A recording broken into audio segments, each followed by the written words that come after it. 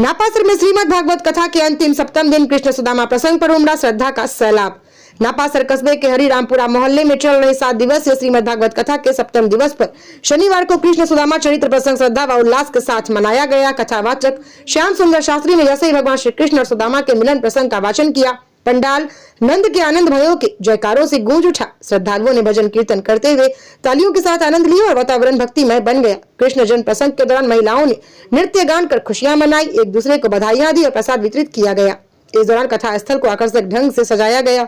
वहीं बाल गोपाल की झांकी पालना झुलाकर श्रद्धालुओं ने दर्शन किए।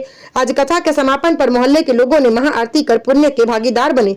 स्टार न्यूज़ प्लस के लिए राजस्थान के नापासर से शिव तवनिया की ये रिपोर्ट। मेरे को समाचार मिला है कि कृत वर्मा और सत्य जनवा की बैठक आपके पास ही थी। अक्रूर जी ने विचार किया, बोला धीरे धीरे ये बात तो पूछेगा और इनकार करूंगा तो बात तो ठीक है नहीं, क्योंकि एक दिन तो पता लगना ही है। इसीलिए अक्रूर जी ने भागने से अच्छा है कि सारी बात अब सच सच बता दो। भगवान को वे सारी बातें बता दी।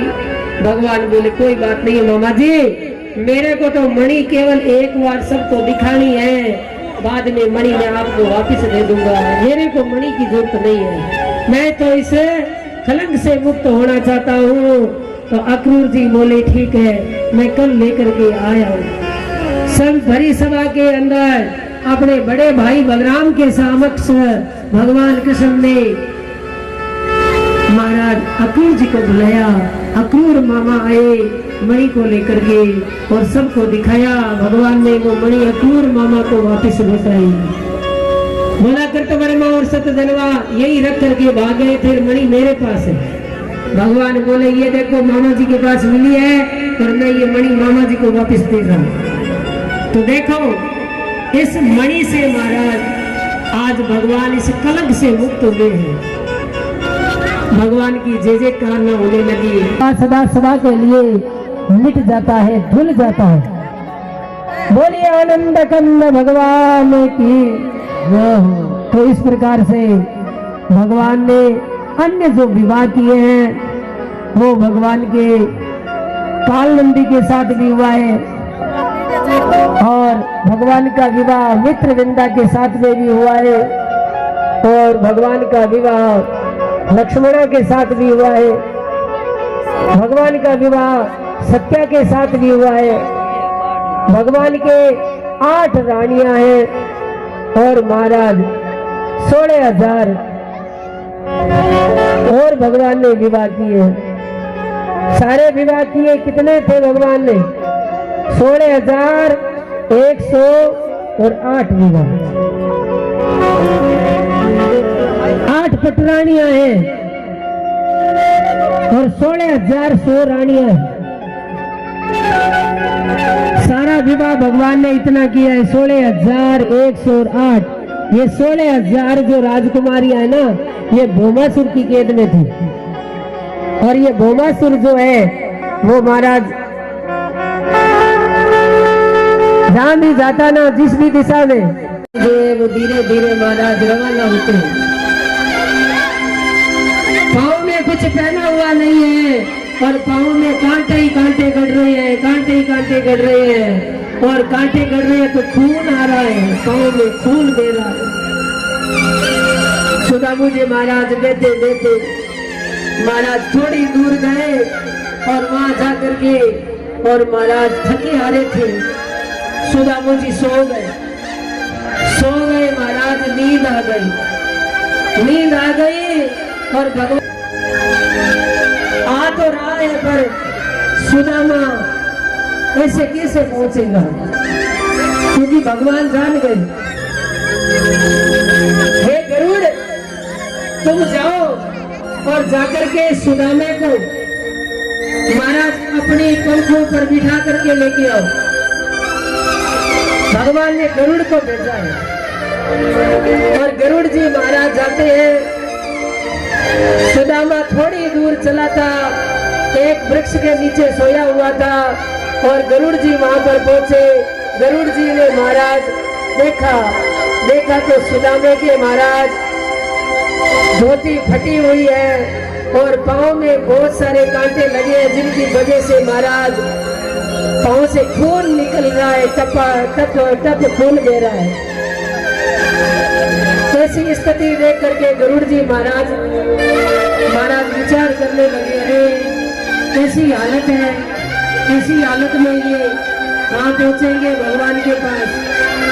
गरुड़ जी महाराज ने धीरे से अपने पंख को अंदर डाला और सुदामा को अपनी पंखों के ऊपर लिया और उड़ करके गरुड़ जी महाराज द्वारिका में लेकर के आते हैं। द्वारका के अंदर एक महाराज सुंदर अशोक का वृक्ष है, उस अशोक के वृक्ष के नीचे नारद जी महाराज कह रहे हैं, भगवान ने गरुड़ के द्वारा अशोक के वृक्ष के नीचे लाकर के सुदामा जी को सुला दिया।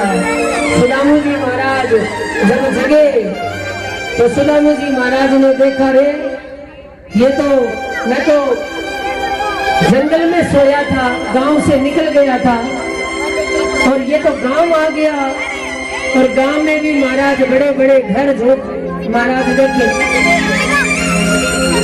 हम महाराज उठ करके महाराज आगे गए तो महाराज एक व्यक्ति मिला, उससे पूछा, बोला रे भाई ये कौन सा गांव है?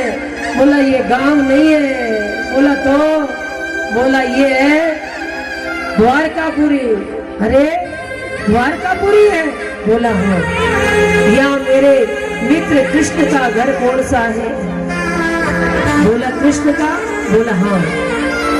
वो हमारे बचपन के विशेष करिए आपको वे कृष्ण मिल जाएंगे। अब महाराज ने सुदामा गया है और सुदामा जाकर के और द्वारपाल से कहता है, द्वारपालो से महाराज कहा है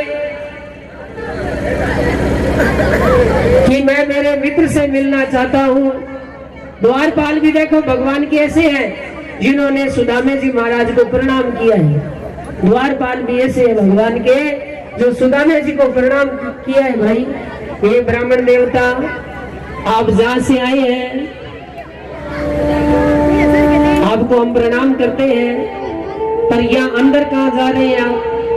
भोजन कर लेना, उधर भंडारा लगा हुआ है, भंडारे की तरफ इशारा किया, जाओ उधर भंडारे में भोजन करो।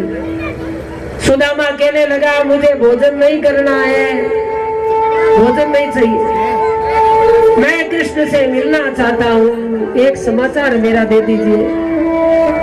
उस कृष्ण से जाकर के कह दीजिए कि तुम्हारा मित्र आया। सुदामा मन में विचार कर रहा है कि एक बार द्वारपाल तुम कहोगे ना तो वो महाराज भोजन करता हुआ भी ग्रास छोड़ करके भाग करके आ जाएगा। उसे ये बोल देना कि सुदामा आया है, तुम्हारा मित्र। द्वारपाल महाराज कहने लगा, बोला रे भाई मैं जाकर के कहता हूँ। एक द्वारपाल अच्छा था, बोला मैं जाकर के कह देता हूँ।